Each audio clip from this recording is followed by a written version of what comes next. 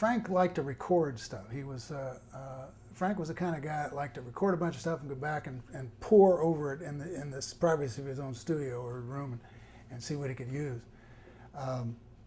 That's the way he worked a lot. So naturally, I mean, we were paid to be performers. So I think most of us were ham bones, and we liked to make people laugh or to get people interested. Or we just, they're just ham bones. So it didn't take much convincing to get guys to just be natural, and sometimes he'd record that stuff, and it didn't. But it wasn't that way at the beginning.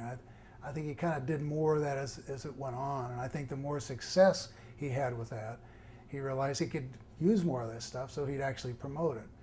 And nobody was ever instructed to say anything or do anything. It's just, but we knew we were being recorded, and a lot of times there was some early 16-track or 16 millimeter recording, video recording, but then there was a lot of it was just recording on a tape recorder.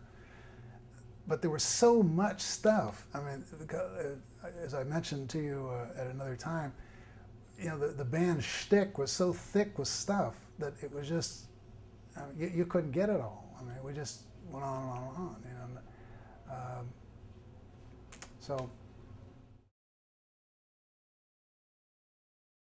in the early days, we were very much a unit, like you'd think, a bunch of fellas sitting around, and enjoying each other's company. And well, that always happened. But I guess there, gradually, I'm going to say, I was in the band 2 years.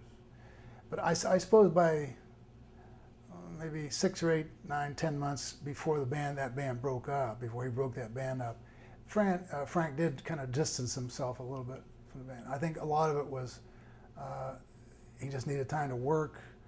And the other, I don't know, he was probably an elite. I don't know what it was. Frank, I'm sure, was very ill at ease. Frank was not a guy you sat around and conversed with. Who do you like in the Mets game this weekend? Or what do you think of that guy? He's pretty sharp, huh? Now, he wasn't that kind of guy. He was very ill at ease around people. And actually, I'm that way. So it didn't bother me much. I think some guys should try to crack Frank up.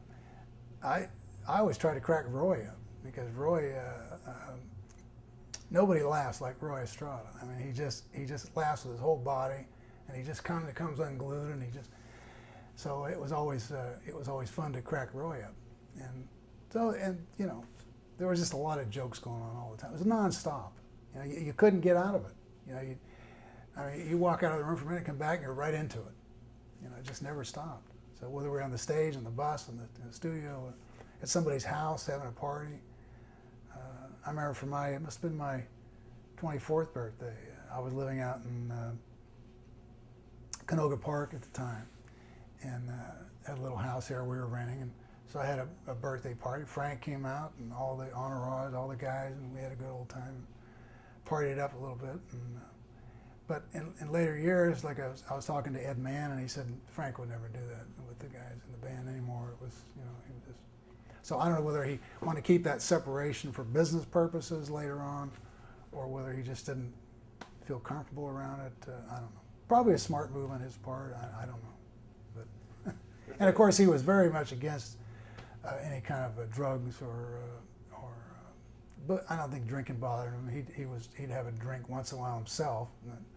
But drugs were verboten, and so if the guys were having a party and a little non-habit-forming marijuana came out or something like, that was something you wouldn't want to do around Frank.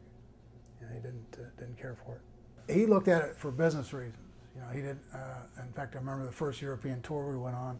He said, "Look, I can remember bands like the Strawberry Alarm Clock and some other fluff like that, where they were getting busted for drugs, and he said, and Herbie came in and gave us a lecture. Look, leave that stuff alone over there.